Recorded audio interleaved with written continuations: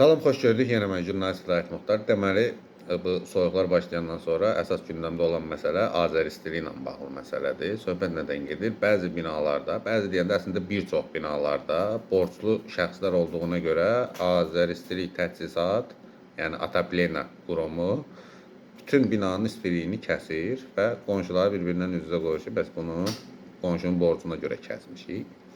Qanunla əslində bu belə olmamalıdır. Çünki bu xidmət qurumudur və daimi xidmət göstərən qurumlar siyasında olduğuna görə Azəristili Təchizat borclu vətəndaşı yalnız məhkəməyə verərək borcunu tələb edə bilər. Yəni qonşuları üz-üzə qoyub, ay sənə görə biz istiliksiz qalırıq, sənə görə bizim istiliyimizi kəsirlər kimi şantaj üsullarından istifadə eləməməlidir. Bu xidmət qurumudur.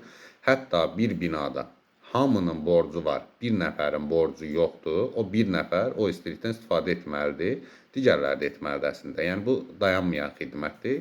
Qurum isə yalnız məhkəməyə müraciət edərək bu məsələni həll edə bilər. Yəni ümumi olaraq istiliyin binalarda kəsilməsi qanuna ziddir.